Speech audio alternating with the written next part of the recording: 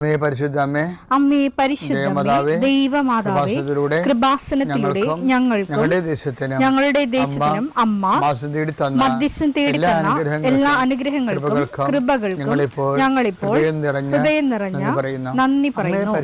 അമ്മേ പരിശുദ്ധമേ, ദൈവമാതാവേ, 2004 ഡിസംബർ 7 ഉച്ചകഴിഞ്ഞ് 2:30 കൃപാസനത്തിൽ സംഭവിച്ച അമ്മയുടെ പ്രത്യക്ഷപ്പെടലിനെ കുറിച്ച് തിരുസഭയ്ക്ക് സമർപ്പിച്ചിരിക്കുന്ന പഠനരേഖകളുടെ സഭാത്മകമായ പഠനം ആരംഭിക്കുവാൻ ഞങ്ങൾ പ്രാർത്ഥിക്കുന്നു. അമ്മേ പരിശുദ്ധമേ, ഭൂസ്വർലോകങ്ങളുടെ രാജ്ഞിയായ അങ്ങേയ്ക്ക് ഭൗമസംരക്ഷണത്തിനായി പ്രപഞ്ചപ്രകൃതിയെ തന്നെ തിരുസഭ പ്രതിഷ്ഠിക്കുവാൻ ഈ പ്രത്യക്ഷീകരണം വഴി ഇടയാക്കണമേ. പരിശുദ്ധമേ, ജപമാല മാതാവേ, സകല കൃപാസനം പ്രാർത്ഥനയോടും ചേർത്ത് ഞങ്ങളിപ്പോൾ പ്രാർത്ഥിക്കുന്ന ഈ കുടുംബത്തിന്റെ പ്രത്യേക നിയോഗം പറ മക്കളെ.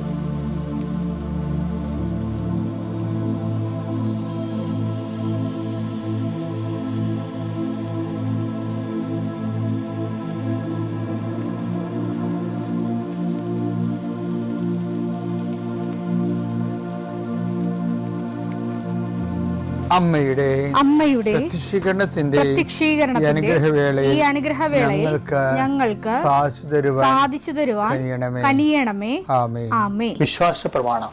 സർവശക്തനായ പിതാവും ആകാശത്തിന്റെയും ഭൂമിയുടെയും സൃഷ്ടാവുമായ ദൈവത്തിൽ ഞാൻ വിശ്വസിക്കുന്നു. അവിടുത്തെ ഏകപുത്രനും ഞങ്ങളുടെ കർത്താവുമായ ഈശോ മിശിഹായിലും ഞാൻ വിശ്വസിക്കുന്നു.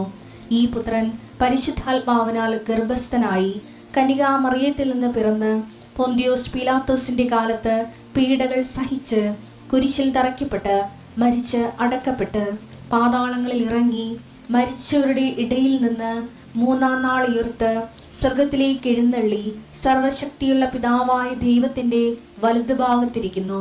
അവിടെ നിന്ന് ജീവിക്കുന്നവരെയും മരിച്ചവരെയും വിധിക്കുവാൻ വരുമെന്നും ഞാൻ വിശ്വസിക്കുന്നു. പരിശുദ്ധാത്മാവിലും ഞാൻ വിശ്വസിക്കുന്നു.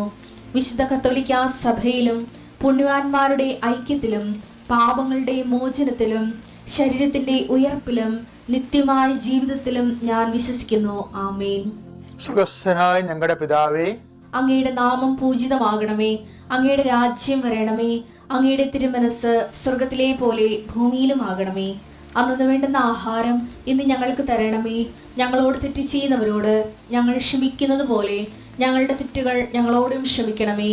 ഞങ്ങളെ പ്രലോഭനത്തിൽ ഉൾപ്പെടുത്തരുതേ, തിന്മയിൽ ഞങ്ങൾ രക്ഷിക്കണമേ. ആമേൻ. നന്മ നിറഞ്ഞ മറിയമേ, സ്വസ്തി. കർത്താവ് അങ്ങയുടെ കൂടെ സ്ത്രീകളിൽ അങ്ങ് അനുഗ്രഹിക്കപ്പെട്ടവളാകുന്നു.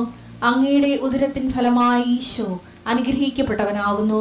പരിശുദ്ധ മറിയമേ, തമ്പുരാന്റെ അമ്മേ, പാപികളായ ഞങ്ങൾക്ക് വേണ്ടി ഇപ്പോഴും ഞങ്ങളുടെ മരണസമയത്തും തമ്പുരാനോട് അപേക്ഷിക്കണമേ. ആമേൻ.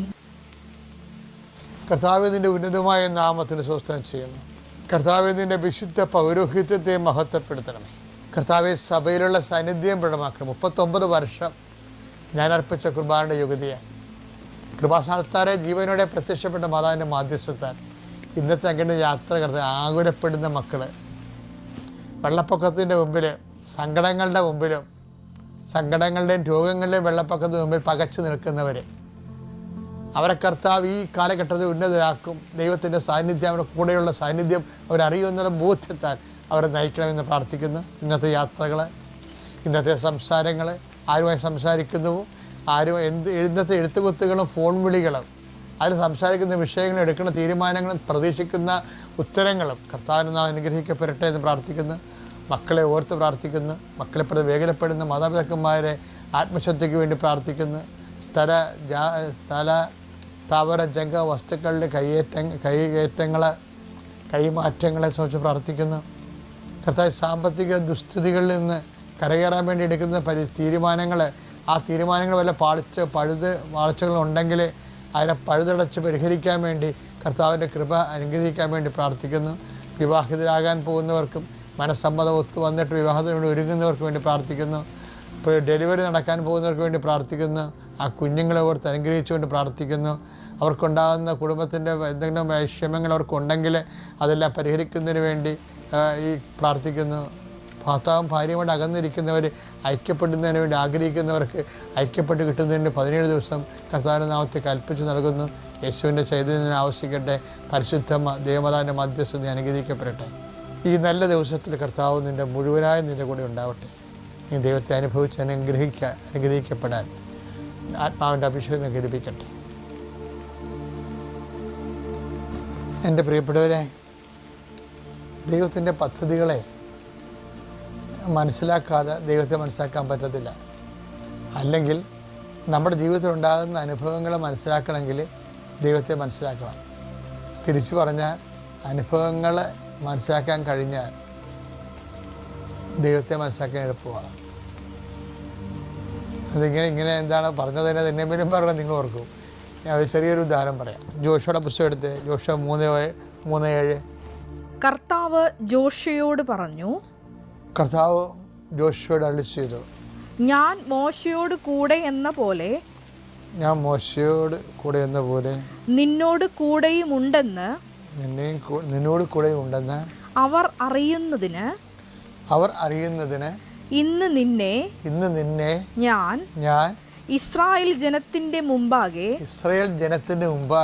ഉന്നതനാക്കാൻ പോകുന്നു.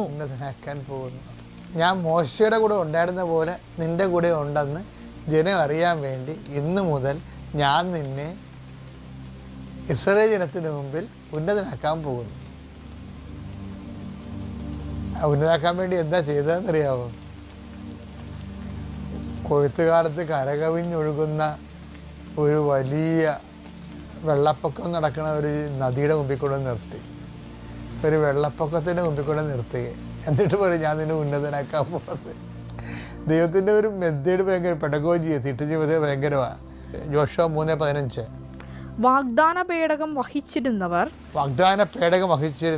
ജോർദാൻ നദീതീരത്തെത്തി.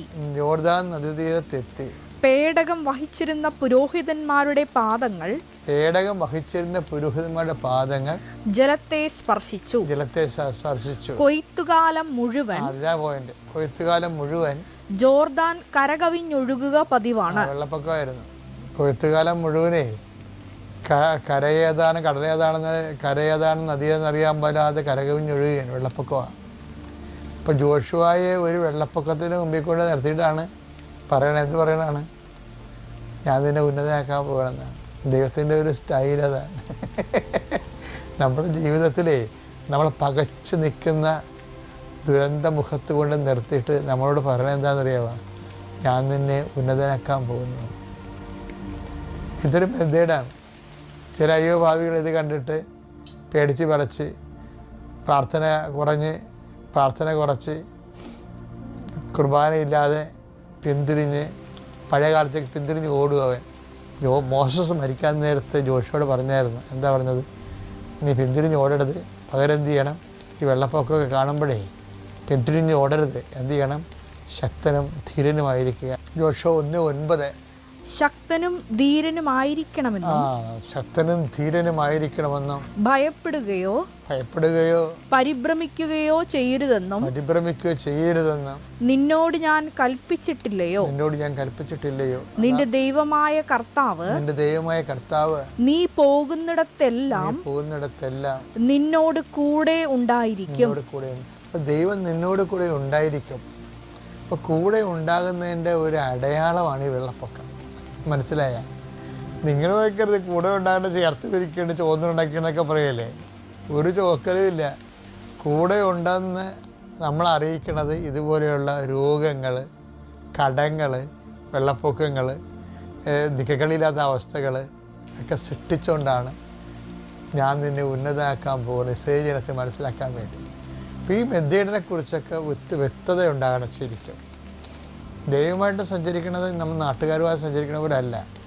അതിൻ്റേതായിട്ടുള്ള ചില മെത്തേഡുകളുണ്ട്. ആ സുവിശേഷം നമുക്ക് നൽകുന്ന വരച്ചിട്ടിരിക്കുന്ന അത് വഴി അതാണ്. സുവിശേഷം വരച്ചിട്ടൊരു വഴിയുണ്ട്.